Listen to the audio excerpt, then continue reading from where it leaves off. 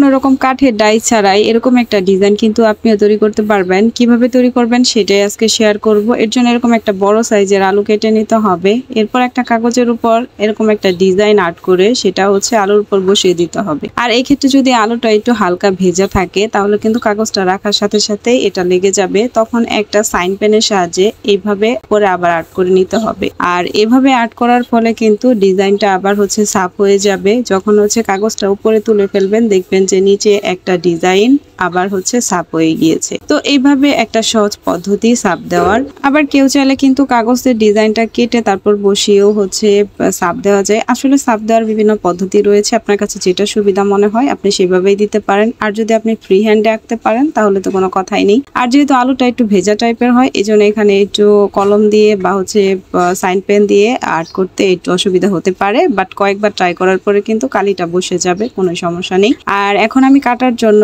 যে টুলসটা ব্যবহার করেছি এটা হচ্ছে এন্টি কাটার। যে অংশটা আমি হচ্ছে সাব আকারে রাখবো সেই অংশটা রেখে বাকি যে সাইডের অংশগুলো সেটা হচ্ছে আমি এই এন্টি কাটার দিয়ে কেটে ফেলে দিব। আর এখানে যদি আপনি হচ্ছে ফ্রি হ্যান্ডে আর্ট করতে চান তাহলে কিন্তু আলুটা ভালো করে টিস্যু দিয়ে মুছে শুকনা অবস্থায় তারপর হচ্ছে কলম দিয়ে আর্ট করতে হবে, তা না হলে কিন্তু হচ্ছে এই দাগগুলো ভালো করে বসবে না।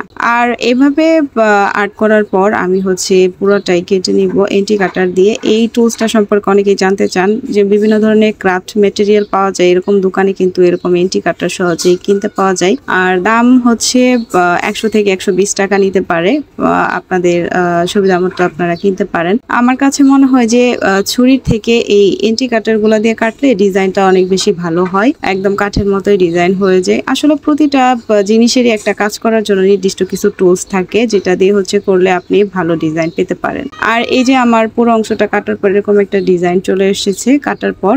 আর এখন আমি যে কালারটা ব্যবহার করব সেটা হচ্ছে রেডি ব্লকের কালার। এটা একটা রেডিমেড কালার যেখানে হচ্ছে সবগুলো কেমিক্যাল মিক্সিং করাই থাকে। আমি জাস্ট এটা একটা ফোম শিটের উপর লাগিয়ে সেটা থেকে নিয়ে সাব দিব, এটাই। এখানে রেডি কালার সম্পর্কে অনেকেই অনেক কিছু জানতে চান, আসলে এটা রং থাকবে কিনা আরো অনেক কিছু জানতে চান। আসলে রেডি কালার কিন্তু ব্লকেরই একটা কালার। যারা হচ্ছে প্রথম অবস্থায় আর্ট মানে ব্লক সম্পর্কে কোনো আইডিয়া নেই, কিভাবে রং মিক্সিং করে আর্ট করতে হয় বা হচ্ছে কিভাবে ব্লক প্রিন্ট করতে হয়, তাদের জন্যই মূলত রেডি কালার। আপনারা দোকান থেকে জাস্ট এই রেডি কালারটা কিনে নিয়ে এসে সাব দিবেন, এটাই, আর কিছুই করতে হবে না। আর এই রংটা কিন্তু অনেক বেশি স্থায়ী হয়। এছাড়া হচ্ছে আমার পেজে কিন্তু বিভিন্ন লাইভ আছে, আপনারা সেখানেও দেখতে পারেন। আমি কিন্তু সেখানে কাপড়টা হচ্ছে সরাসরি ওয়াশ করেও দেখিয়েছি যে এই রংটা উঠে যায় কিনা। তো আমি আশা করি যে আপনারা যদি সেই লাইভগুলো দেখেন আপনারা এভাবে আলু দিয়ে কিন্তু সহজেই ব্লক প্রিন্ট করতে পারবেন। এবং বিভিন্ন ধরনের যদি প্রশ্ন থাকে আমি কিন্তু অনেকগুলো প্রশ্নের উত্তর দিয়ে দিয়েছি, সেখান থেকেও আপনারা জানতে পারবেন। আর এখানে চাপ দেওয়ার ক্ষেত্রে আলুটা কাপড়ের উপর বসানোর পর উপর থেকে কিন্তু হাত দিয়ে একটা চাপ দিতে হবে, তাহলে হচ্ছে রংটা ভালো করে বসে যাবে। অনেকে এই ভুলটাই করে থাকেন, উপর থেকে হাত দিয়ে চাপ দেন না, এর জন্য কিন্তু চাপটা ভালো করে বসে না। আর অবশ্যই কাপড়ের নিচে একটা মোটা টাইপের কাপড় বা কম্বল দিয়ে নিতে হবে।